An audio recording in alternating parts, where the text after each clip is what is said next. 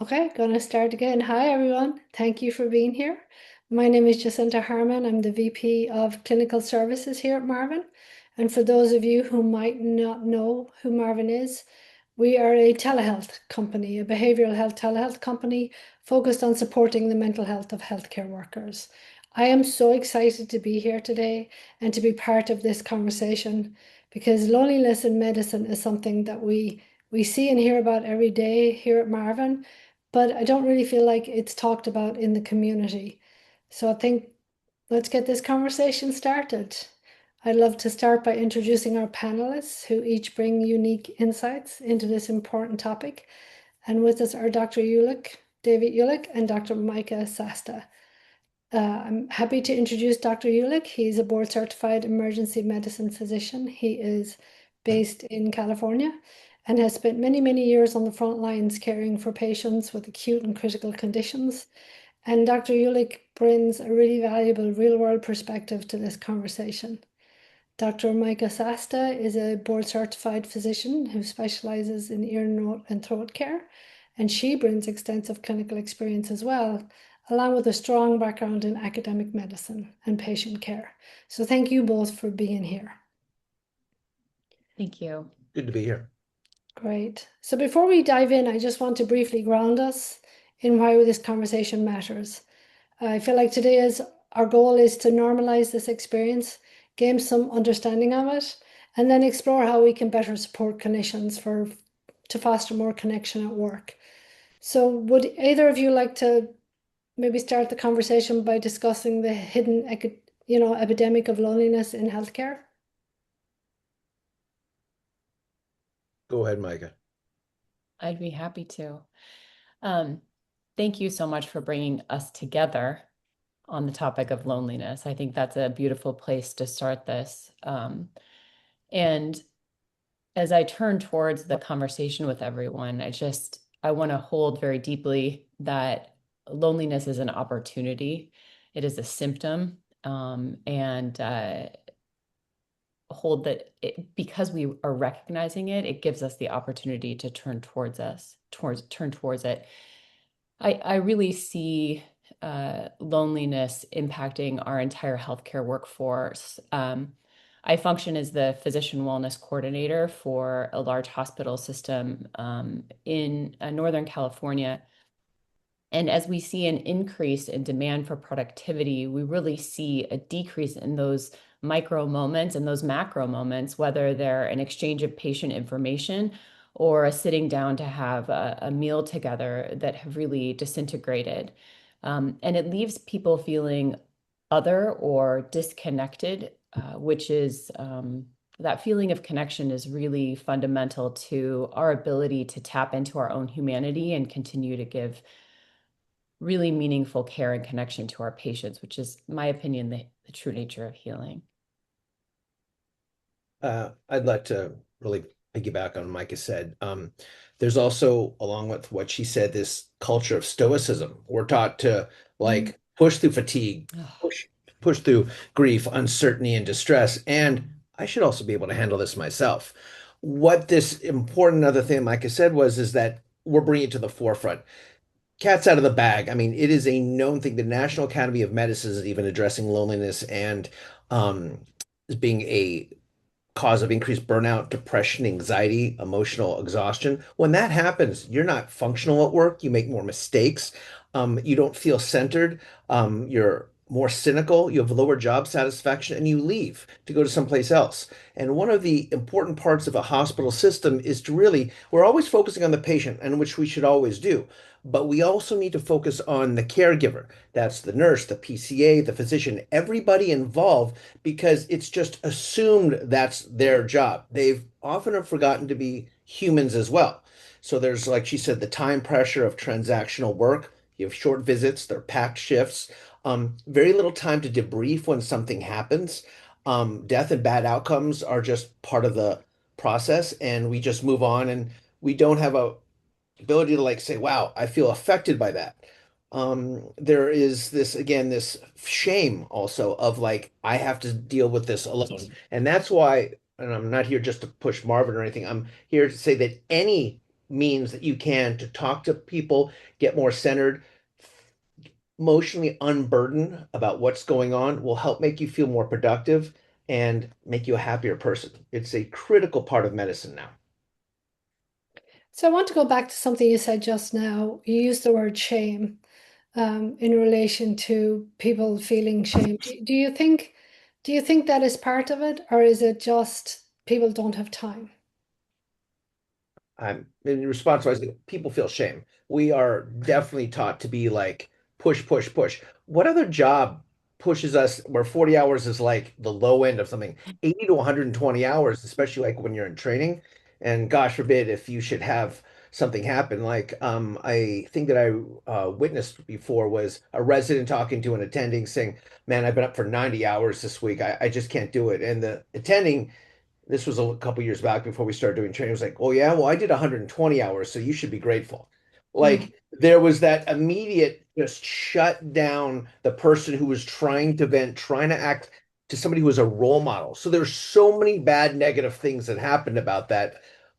What I ended up doing is actually pulling that person aside and saying that's kind of not how things go. And I had to talk to the doc, and the doc himself was actually suffering. And that's why they realized afterwards that they were moving this forward. And so we ended up having a win on two of these people, but this is just the stuff we see. So, yes, shame is part of it, guilt is part of it. And we're not taught this in training, be it physicians, be it nursing, be it anywhere, or even during work to, hey, this is a tough job. If this comes to this where you need to talk to somebody or you just need a daily input of some interaction with humans, that's part of the job that we need to learn. Micah, did you have a follow-up thought on that? Oh, I mean, one of my like mantras is, can we take care of the people who take care of the people? And I think for a long time, medicine has held that we take care of others. And I think our true strength and power in medicine comes from when we can care fully for ourselves and accept ourselves. And I don't mean, the self-care of spas and et cetera. I mean the deep caring for ourselves and seeing where we're hurting, tending to where our existential or human, fully human aches and challenges are. And I think when we can come from that place of human authenticity, being fully human, then we can begin to offer it to other people. And that is truly the reciprocal taking care of the people who take care of the people.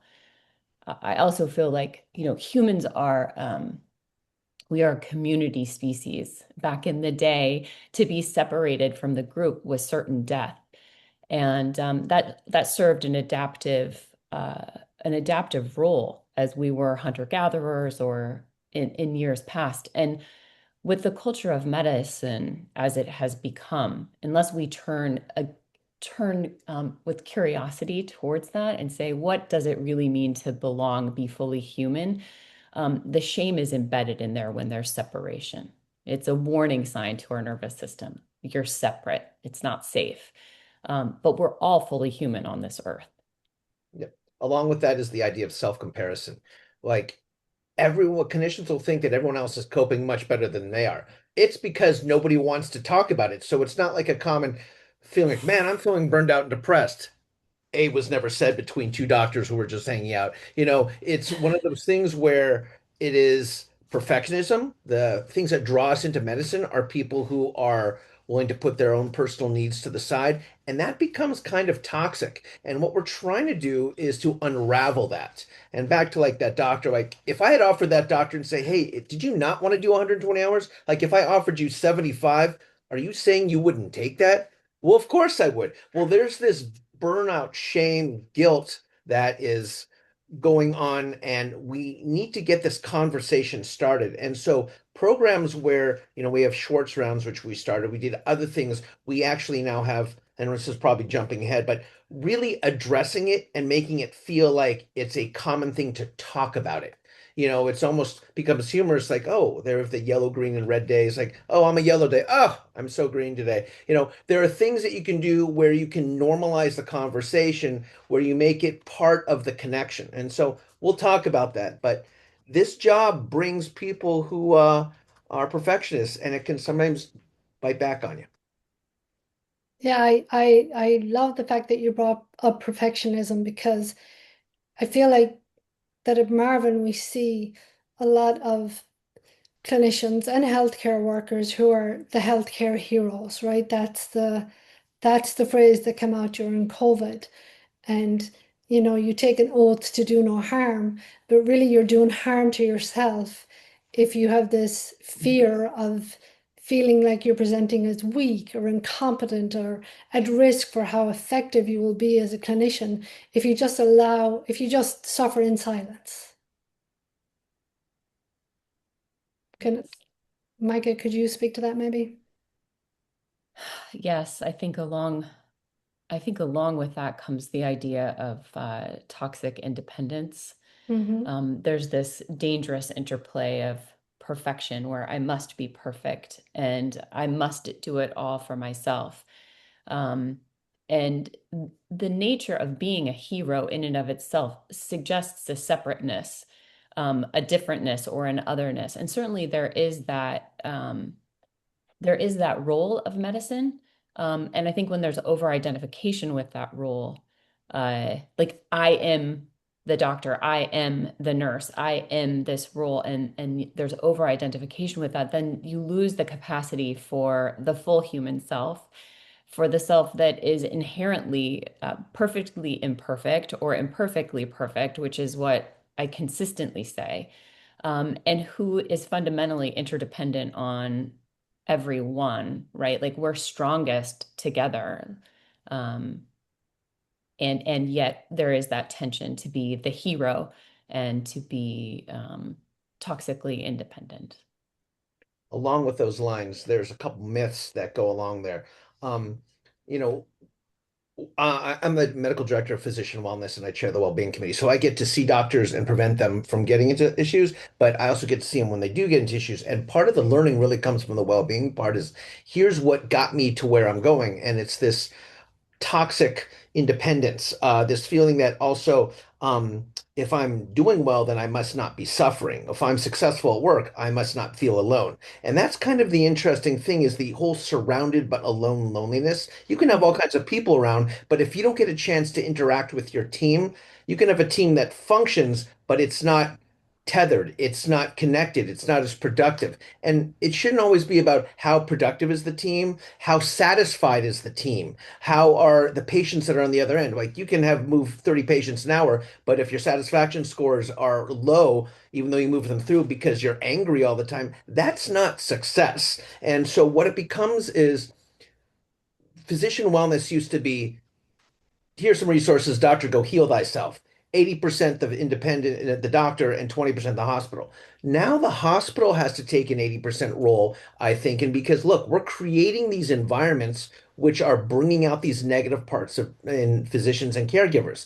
And so it's really important that you work on the individual, but you also work on the unit and you also work as high up as the administration. In fact, we just redid our 2027 metrics. There's a whole wellness metric that is indoctrinated now into our metrics that says, hey, this is an important thing.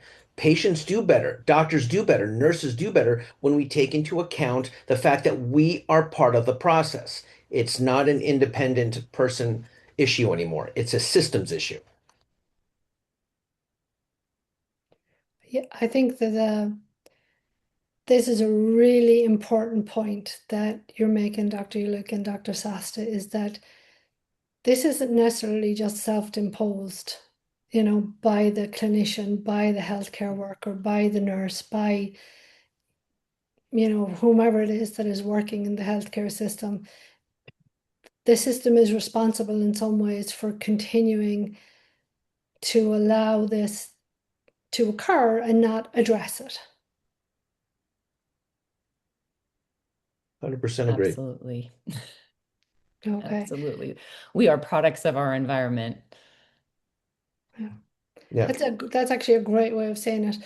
We're going to take this the next step. We're going to talk just kind of about the mental health impact of this, but I just wanted to let our viewers know that Ruth, who is with us today from Marvin, is putting a quick poll in the chat and just to kind of see what people's feelings are about when they felt lonely, whether or not they, when they feel most connected at work and things like that. So please take the time to fill out that poll and we'll share the results as the information comes in.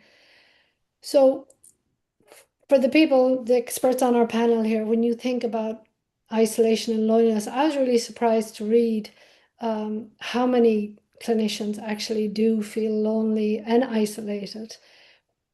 How do you think this shows up in their mental health on a daily basis? Mm. Oh yeah. That's burnout, which is another thing because people think, oh, the opposite of burnout is just rest. No, it's connection. And so focusing on connection. So all the things that are symptomatic of losing connection. Increased burnout, you get depression, anxiety, emotionally exhausted, reduced empathy. I know I've like, when I've been feeling burned out in the ER, like in internal medicine, you go and you're like, here's my 17 symptoms. And the ER is like, no, no, no, I need two symptoms. That's what you get. And I'm like, I find myself being impatient. So I have to catch myself and I'm like, what's going on with me? And I realize it's part of the system. So I catch myself, but I find myself exhausted, empathy. This also can affect higher turnover risk. And the ultimate thing is this has been associated with higher suicidality. And that's not something we want. Um, so those are how often they manifest. Mike, any thoughts? Yeah, I think I noticed that when, like, I have a huge clinical workload. So it'd be very easy for me to eat in my office and work on my EHR, and tackle that endless inbox. And I noticed that when I do that, I leave the day feeling frazzled. Because I wear a dual hat, we started like lunch walks, mindfulness lunch walks. And it was really hard for me to say yes to them. And I noticed that when I do that, how I feel at the end of the day is very different because I don't carry the same level of emotional exhaustion. And it's not because I went outside in nature, it's because I went out with other people. And it's literally like the cup that you hold the suffering in or bear witness to, like the really hard work that we're doing every single day, is larger. And the people that are like swimming in that pool with you are helping you to reframe what that looked like. And it's very easy to offer ourselves self-blame or judgment or come from those dark places. But when we come together in a group, it's much more likely that your colleague, that you'll stand up for a colleague and help them reframe in a way that you may not see. You have that self-blindness. And so I think, the isolation and loneliness really choosing those moments to be together and form that connection is kind of a radical act for the individual and self-care in the system. I agree 100%.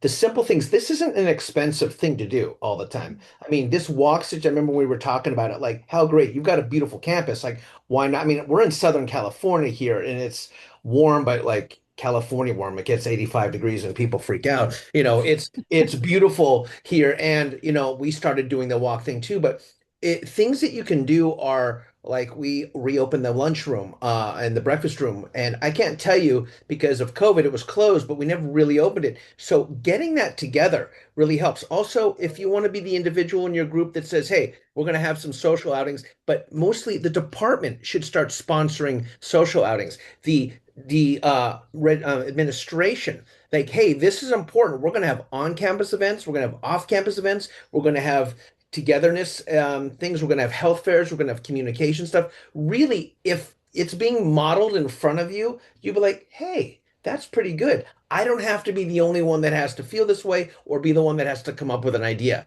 It's actually part of the mantra of the administration, of the department, and even the team. So really, it's really modeling and having, I think, from the top down administration saying this is important. So that's a great point by way of the fact that it's not just work isolation and loneliness, it's social isolation and loneliness Oh too. yeah. That on those 15-minute breaks that you, instead of scrolling through your phone, you could actually connect with the person beside you. The person beside you could be lonely, sad, depressed, and we just aren't noticing. And I'm not saying that other people should take on other people's worries, but the social connection, I think, and community is a very important factor of what we do as healthcare workers. Yeah.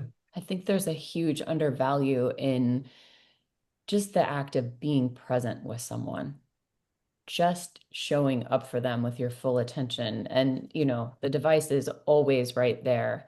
It's always beckoning, it's always offering you dopamine, but it doesn't offer you full presence of one human to another, which is really a huge antidote to this feeling of being separate. And you can offer that to someone else. And when you offer it to someone, that lunchroom conversation where you're just present with them, or that moment with the patient where you're just present with them, it also offers that back to you.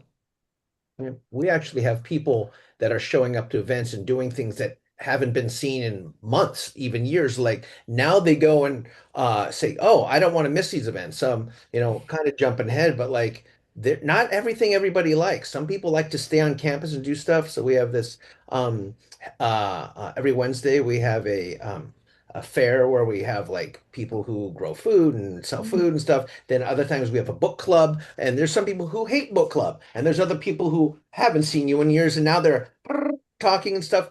They're kind of a quiet person, and they found their niche. We're having, we have hikes. There are things that you can do which don't cost money. There are things you can do on campus. There's things you can do off. There's things that you can do just by saying hello to a person every day and making it in your mind. And for me, as the individual, because it can start with the individual.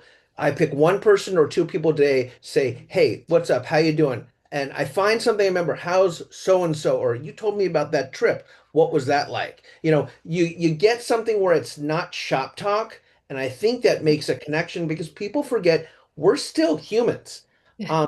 When I lecture, it's like about stuff. If your attorney had a problem emotionally and asked for help, and I think, "Hey, sure, congratulations." If your air traffic controller had an issue and like, okay, I'm glad you're getting help. But if somehow your nurse or doctor has an issue, well, then somehow they're at a risk. And that's just not true. And so being able to be with your colleagues who know you and understand you, that's a safe world. It's the actual antithesis because they know what you're going through. They are ending up being the safe space that you were initially afraid to communicate with.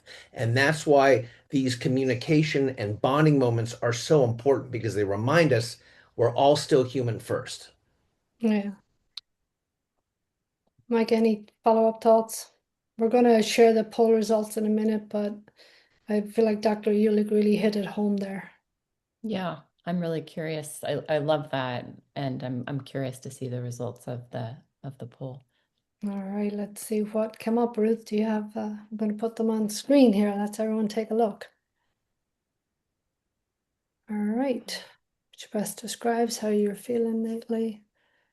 Okay, low percentage feeling connected to others.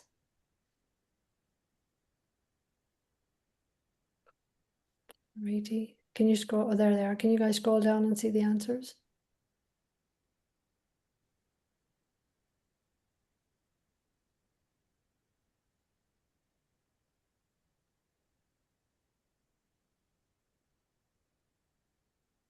I'm just scrolling through them so people on the call can see them.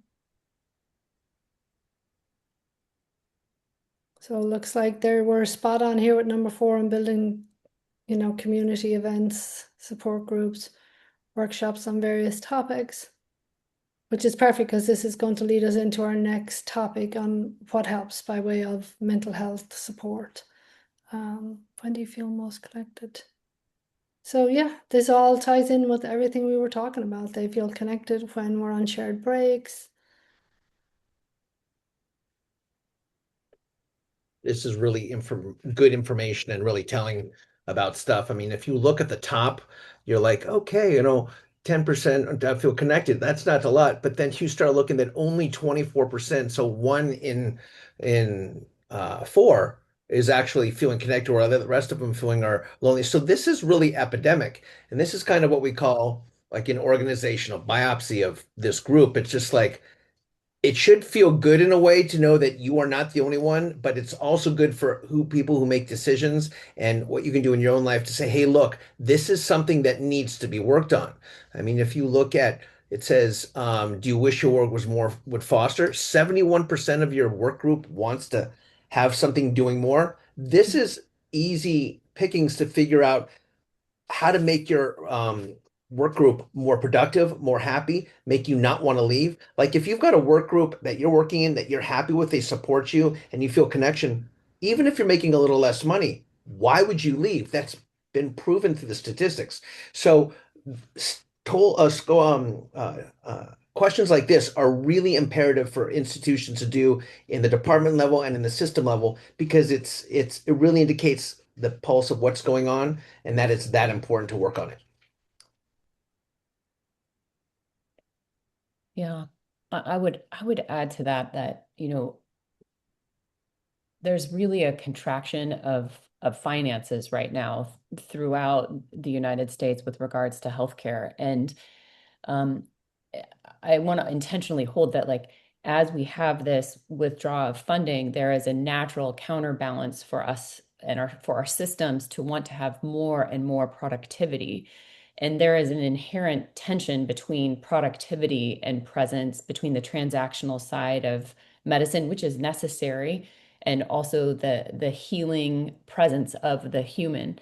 And so it is a critical moment as we enter this phase of financial constraint, that we as healers really step up for how do we really preserve that healing connected part to counterbalance this constant demand for productivity and transaction and movement of patients through the system and through our day. That is a really helpful kind of way to think about how can I protect the healing nature of medicine.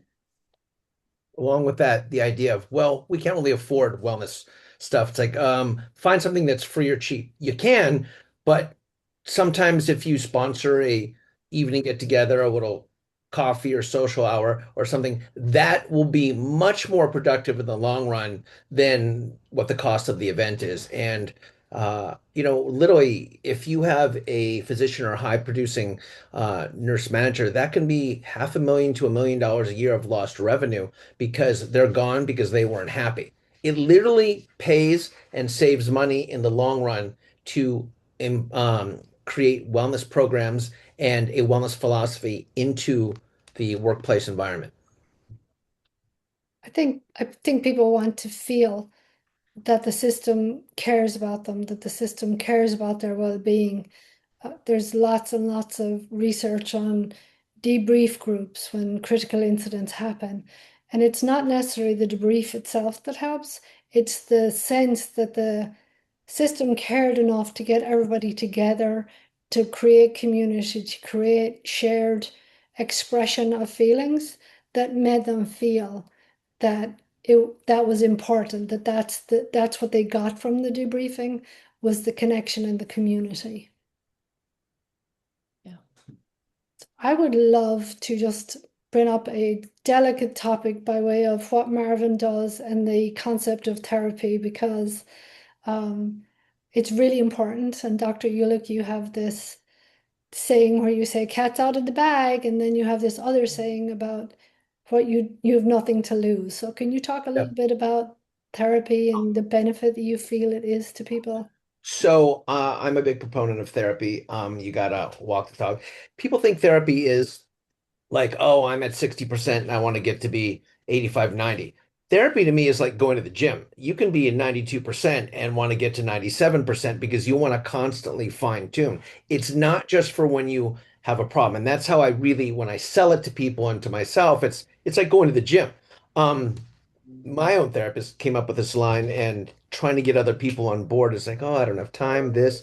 It's like you have nothing to lose but your symptoms. And that's an important thing to know is that like you don't know what you don't know, but if you're suffering and then you're offered something and you don't try it, well then we got to work on you more, but there are proven ways. We have over 170 clinicians that have used or are actively using Marvin right now. That's been a game changer. I'm not here to push Marvin per se. I'm here to push the fact that it is a system that really needs help. And if 170 traditionally closed-minded individuals want to do this, that's great. But hey, how do I access it? 85% of our meetings are after 5 p.m. and on the weekends when clinicians can do it. So access is important. You can want to do it, but if you're a surgeon and you're up at 6 a.m. and out of the hospital at 8 p.m., when am I going to have time to have a therapist? Because most are 9 to 5. So that's the where I will push Marvin is saying like wherever you get it, it's important. But Marvin has been very, very helpful and been game changer for a lot of our clinicians. And again, we're up to 170 who've used it. Yeah, I really feel like your system has benefited greatly. It is just not therapy, it's therapy and therapists who are specialized in the treatment of healthcare workers. And I think that makes a huge difference. I mean, you can sign up for all of the other platforms out there in the world, but you're not going to sit opposite somebody who understands your unique situation, who knows what it's like to work in a healthcare system, who understands your unique challenges. They're just not. One other thing is you can call it coaching too. People still have a hang up about therapy. Fine, don't call it therapy. Call it coaching because that's what I will sell it as for some docs. I go, hey, it's going to teach you how to be a less angry person at work, work on your family, work on everything. Isn't that something you would want to have kind of some help with? And when you think about it as coaching, you're like, oh, yeah, I've heard coaching. I can do that. It's also how you sell it. How about you, Micah? What are your thoughts around like how therapy can help? Yeah, that resonates with me so deeply. Sometimes it's the work that we do, and sometimes it's how we go about doing that, and the presence we bring or the energy we bring when we do that. And just like we go to the doctor to take care of our, labs and our physical health, we go to the gym, as you mentioned, to take care of our muscles and our longevity.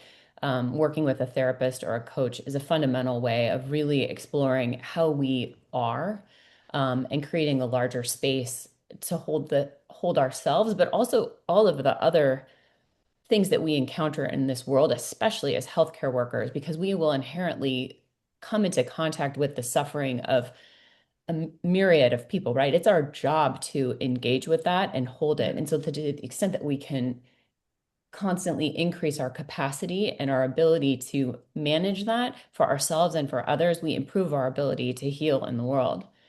Um, I would be remiss in saying as well that we know very clearly that when our healthcare workers are suffering from a particular concern, mental health disorder, anxiety, or depression, and they don't seek mental health care, that's when we see the hardest outcomes. And these are, outcomes such as death by suicide. Um, and I have borne witness to this before. And so it is very critical that we see this as a sign of self-care and of power, that we come to this from a place of positive power, that I'm caring for myself and I'm turning towards where I'm hurting, because that is actually how we we improve as healers and prevent these really difficult outcomes that we see at very high rates among our physicians and all healthcare workers. I think it's also about creating intentional support outside of work. Yes.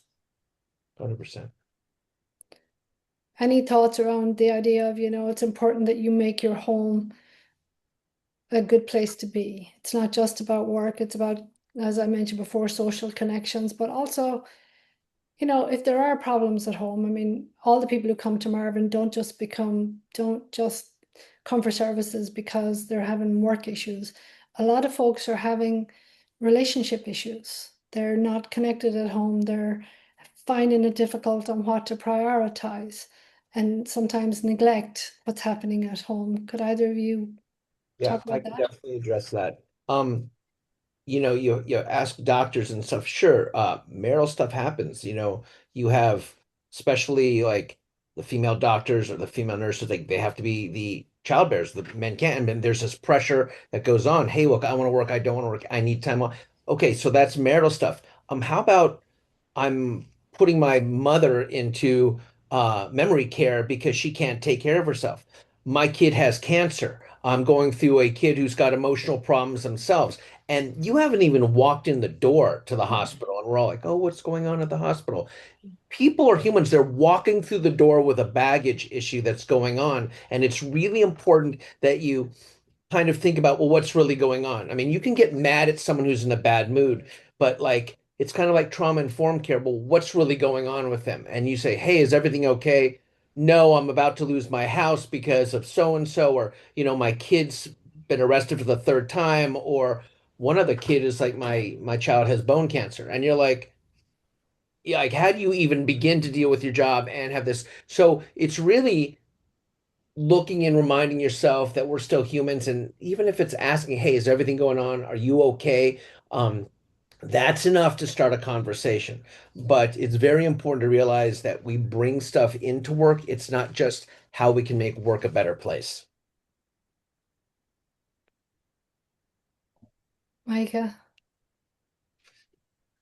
Yeah, I think, you know, life could be perceived as a portfolio. Like, how do you tend to all the aspects of your portfolio?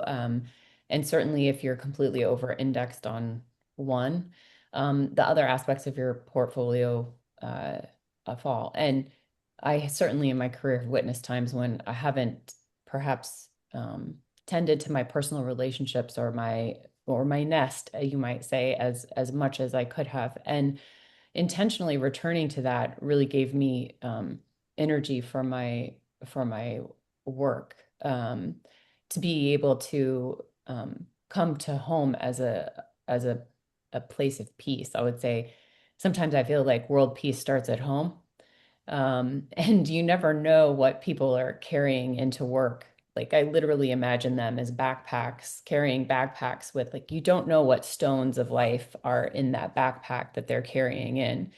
Um, I'll never forget when I had a pretty difficult surgical case.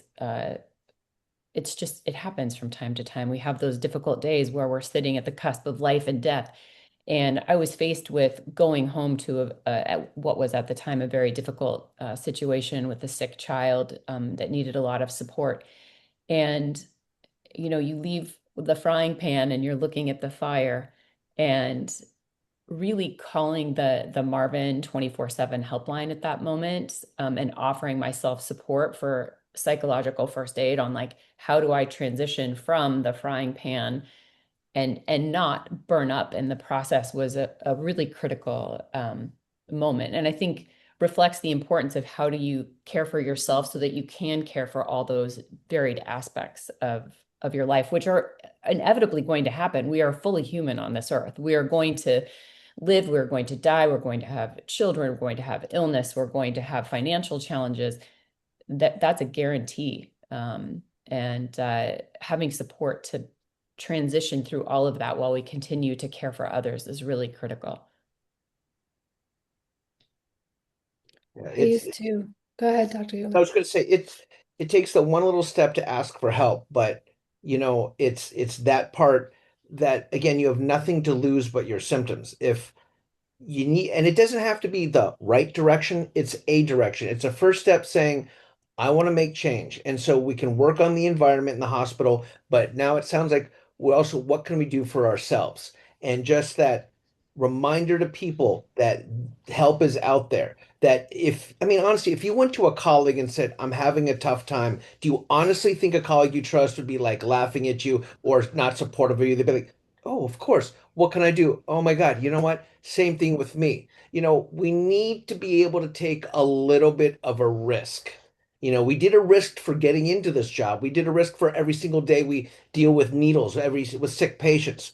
We need to be able to start taking a risk with being okay and finding one or two people that you might want to reach out to at work, one or two people that can make a difference. Her calling the number, whatever those one or two things are, taking that first step. You have nothing to lose but your symptoms. I can't keep saying that enough. I It's love it's a that. it's a great, yeah, it's a great thing. I'm a therapist. I'm a licensed therapist, and I used to have this mantra, which I have now stopped. But every day I would say to myself, okay, pretend on. like pretend on, pretend like everything's fine. Doesn't matter what's going on in your life. It's important to give, give, give. And I did this for years. I actually have a little plaque that someone as a joke, kind of gave me to put on my desk. And I was like, this is so dysfunctional, but that is what I would do. Pretend on. It didn't matter what happened. I was always that person who showed up for everybody else. And so I really appreciate that you're both kind of talking about the importance. And you mentioned the crisis line that we have here at the 24/7. It's a support line. You don't have to be in crisis to call it. The majority of our callers call after hours at 11 o'clock at night, sometimes at the end of the shift, sometimes they're at home, their families are gone to bed, and they don't know how to shut it off. They don't know where to file away what happened. Yeah. They need some coping skills from just some emotional regulation because they're not sure they can get there for the next day. And so I think it's really an invaluable asset to have somewhere that you can call that can just in that moment help you to debrief and just kind of mitigate the negative impact. I have to say, it's been hugely helpful for me. And it, I offer it as like, just let's be a self-scientist and like, just try it. Like I found myself as the leader of wellness, and I was like, but I'm not doing coaching, and I haven't used the 24/7 helpline. And if I'm really a scientist and I'm really coming at this from a perspective of science first, then what's keeping me from doing the right thing? Like, how can I challenge myself to just do that? And I will tell you, making that phone call and subsequent phone calls has made a huge difference.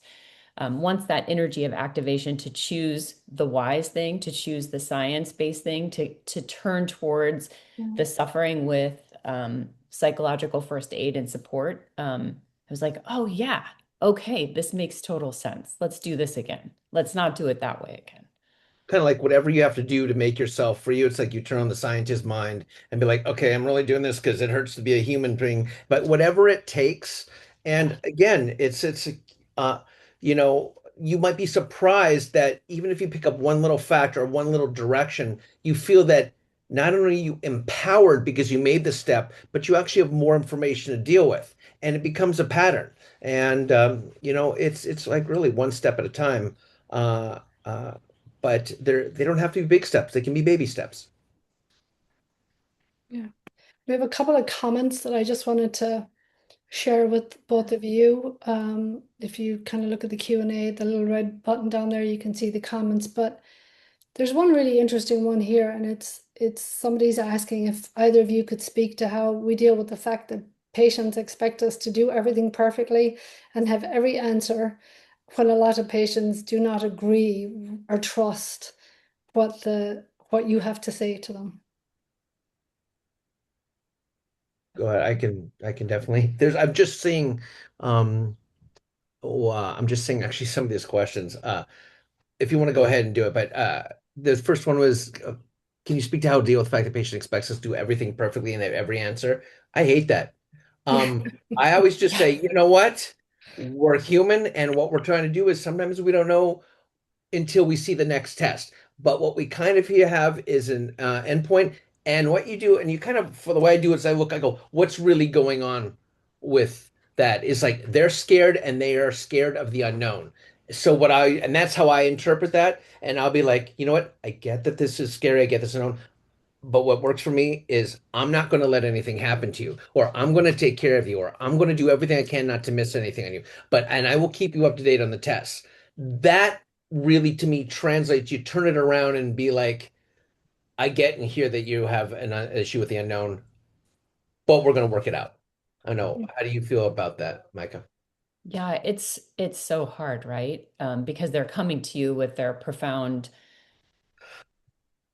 distrust and concern. And um, I sometimes try to turn into that and ask, what worries you about this the most? Like, what about this really worries you the most? And try to turn towards that instead of trying to turn away from it. And try to come towards them as a human in an ally and connection with them. Like, I'm here to help you as best I can today. And I think sometimes like I ask myself, um, there's a there's a room, and I'm forgetting the name of the room in Harry Potter, but it always comes to me where they have the room of someone will think of it. But it's exactly whatever you need at that moment. And sometimes I think about that for a patient when I'm in the room with them. Like, what is it that this person really, truly needs at this moment? And set aside their distrust of me, not to discredit it, to allow it to be present, but think, how can I really respond to what they truly need and turn into what worries them so that they have a space to um, give voice to it. Right. Speaking of a trust, there's a question in here about how do you overcome the anger and distrust so people will engage in social activities?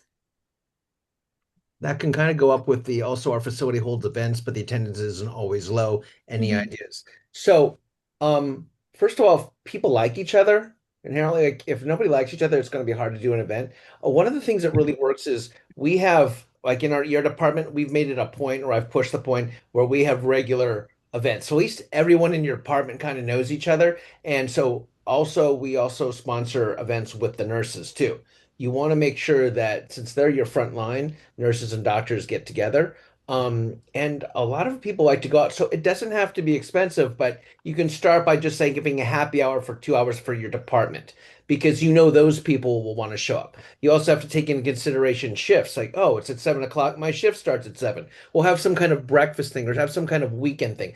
Take into account people's schedules. I think that's important in terms of, overcoming showing up at events. The other thing is, and for our events, we have found it that it is so popular. Like we have 75 people show up at some of our social events, but because we provide a event which had the food is good, we have some entertainment there. The administration feels it's worth putting a little bit of money into these things, and people really like them. The other thing is not everybody likes every event. I mentioned one people like book club, other people hate book clubs. We have hikes. People love hikes. People are like, ugh, I can't stand doing exercise. But now we have other stuff, and we have this new one coming out. It's doing wine and art, where we all get together, and it's like this art by numbers thing, and its food is being sponsored. So it's really the quality of the event, the message that administration's putting it on, if it's an administrative, but start with your department, even your nursing floor. Have a nursing floor thing and say, hey, can we get some money to put on an event, something for the kids on the weekend? I think, and that's the thing. Weekend events, families are included. Weekday events, maybe more for just the staff. And ask them what they want. The worst thing you want to do is bring somebody a plan or some event that doesn't sound good to them. Um, that would be my answer to that one. I really want to, just this last question, I think it's really important to just speak to this person. As an introverted person, I often find myself feeling lonely at work and not connecting with my teams, but I also struggle to interact with people due to my job draining my social battery. Do you have any advice for us lonely, introverted healthcare workers out there? That touched my heart. I love that one. I do too. Thoughts? I have an idea. Micah, what do you think? Yeah. Um, the first thing that comes to mind is to offer yourself care to recharge your battery. Um, and I may be putting on my like coaching or wellness hat, but something that's been transformative for my personal practice has been offering like an end of day closing on a regular basis. So creating a routine or a ritual where I have a way of mentally closing my day and resetting myself so that I can re-enter into society outside of medicine. Um, and I think being really sensitive to what fills that niche for you socially. It might not be the big gathering.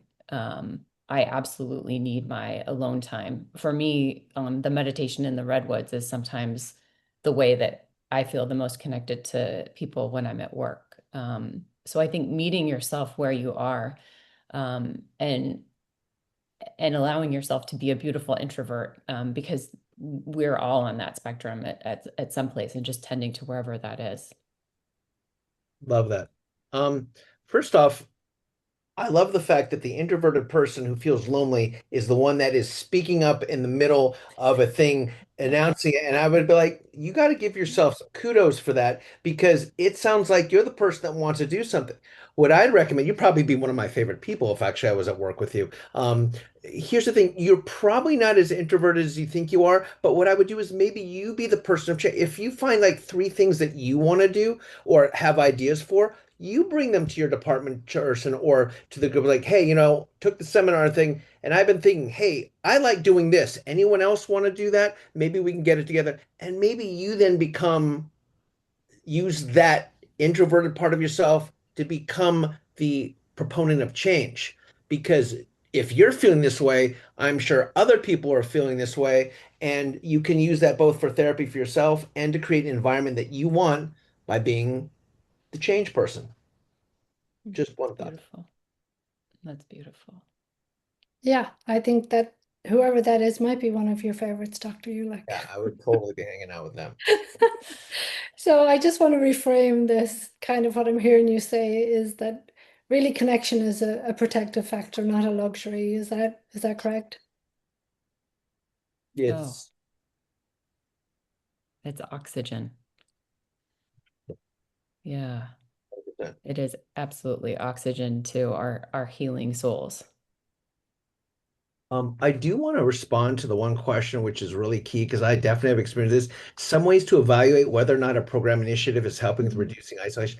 Ask questions. One thing I'm a big proponent of is the AMA's Mini Z survey. You don't have to, it's basically a set of questions. You don't have to do the survey, but a survey to say, hey, how many of you are feeling this way? How many of you feel burnout? How do you feel alone? How many people, and for us, our big one is feeling valued. Do you agree with this statement? I feel valued by institution. If not, and again, feeling valued to one person is not the same as feeling valued to another person. What does feeling valued to you? And then have open-ended questions. And then we're thinking of it, bringing in these 10 things. Which of them are sound like things that you want to do? Just getting that um, dialogue started. And it's not, and I'm not against yoga, but when you say physician and caregiver wellness, and then they show somebody do a yoga pose. That doesn't fix the EHR. That doesn't fix the lack of a support group. That doesn't fix a lot of the things. So asking what they want is a very important thing. Do a 5-question survey and say, what is it you're looking for? What does it need? How can we do better? With this topic saying, we want to have happy, successful caregivers here. And part of this is asking you guys what you need. When has that ever produced a negative response when somebody says, I care about what you need and I want to make change? I mean, it's free information and it's that simple. Yeah. I yes, it's the room of requirement. Thank you, Adam. I see that. I wanted to also, before we run out of time, mention that we too struggle with how do you get people to say yes to engagement. You saw how I had trouble saying yes to taking care of myself with coaching or 24/7 or beginning these processes myself. And I think part of like trauma informed care would be would tell you to shrink it down and down and down until you meet the person where they are. You tell you meet your team where they are. And to start this process, we actually had to change the way we do meetings because that's not another ask of people in your group. It's actually a request or a change at the system level to say, okay, we have meetings. Now, how are we going to change the way we do meetings?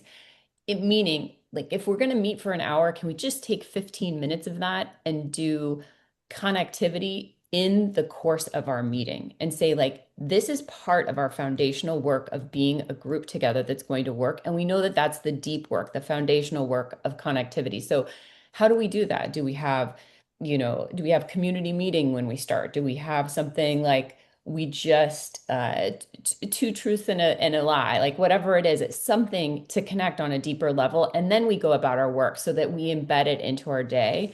I've found that to be very valuable, and then people don't have to say yes and they don't have to do one more thing. We actually bring it to them. I know we're running out of time, but I'm going to try to hit a couple of questions that are on there. Yeah. Physician's perspective, I think many of us worry about the implications of getting therapy through insurance and how it could affect our ability. Well, first of all, cat's out of the bag. Like, my insurance covers like my therapy for like the entire year with a very small copay. Same thing with Marvin. If you want to go through insurance, Marvin only does copay, no super bill. The issue is like they would rather you go and get therapy rather than coming in for your heart attack, stroke, high blood pressure, or chronic issues that have now become life-threatening issues because you're a time bomb going off. Insurance companies find it much easier to pay for somebody to get therapy because they know that affects their long-term health much better. I don't know, Micah, what do you think? Uh, yeah, I think it's true. The cat is out of the bag, and I think the the concern and the fear is still very real and Sure. present. And we're still in the process at our hospital of changing our bylaws to be compliant with, you know, uh, Lorna Breen. But I think in the spirit of being brave and being a healer and coming from the self first to be truly strong and in alignment with what it means to be like a fierce healer. It means taking care of yourself in all the ways possible. And it means we come together as a community and say, this is what we need. This is not something that's wrong with us. We come to this work among the most resilient of all humans. We have studies that show that. And we come through this work with some of the highest rates of anxiety, depression, and suicidality of all other groups. And so it just makes sense for us with those facts in front of us to say, we are doing this for ourselves and for our fellow healthcare workers. We're saying yes to taking care of ourselves and whatever that looks like. And And what happened? also our patients, right? It's patients like Yeah, safety. Absolutely. yeah, I knocked out of the park. That's the other thing is, okay, well, guess what? We're getting help. We're going to publicize it. But guess what? Check out our burnout scores, check out our productivity scores, check out our retention scores, check out our satisfaction scores. We're doing better then because of it, because we are now answering this question. Again, 72% of people want to go out and do something, so you're just not going to respond for the moral needs of your people. No, that's how you run a business. That's how you say, hey, I want to make my people functional. I want them to be happy, and I want my customers, the patients, to be taken care of. Really, you have to take care of yourself to be able to take care of a patient. And that's what Micah said right at the beginning is, caring for the care. What was it you said is when you care for the, Take care of the people that take care of the people. That's yeah, what we need to do. and the other part was Lorna Breen. We just got passage of the Lorna Breen. I'm not sure if you guys know what that is, but it's more of when you're going through credentialing. We have now changed all of the wording to, are you currently suffering from anything that could cause you to be having a problem with your patients, rather than in the last 5 years or have you ever? Really, if somebody doesn't want to out themselves, they shouldn't have to. And so there are really more and more opportunities for us to get help, create environments at work, and have a more socially meaningful workplace so we're more productive and happy. Again, it's not new. This is something that is now going nationwide. I wanted to thank you both for being here, to just reiterate that nobody in healthcare should have to go through this alone. Marvin Behavioral Health is here to support folks. And I wanted to just put our information up as the last slide and just kind of say, here's the QR code, visit the website, help yourself to help yourself. And that, there is help out there and there is a way to just, I don't know, feel better. Uh, So I just wanted to kind of put that out there and just not to push Marvin, as you said, Dr. Elick, but to just kind of say that we have a really good matching rate for therapists and clinicians. We're great matchmakers that, 73% of our Marvin clients demonstrate just clinically significant improvement in burnouts, depression, and anxiety. So again, nothing to lose but your symptoms. And that 70% of our sessions, as Dr. Elick mentioned and Dr. Sasta mentioned, happen not during the 9 to 5 work hours, but outside of work hours. And it's a resource that is there for folks. And I hope that people will think about having their systems avail of it. thank you both so very much for being here today. And I wish you well for the rest of the week. Thank you. Thank you so much. Thank you for bringing us all together. Take care of yourselves. Take care of everybody who was here today.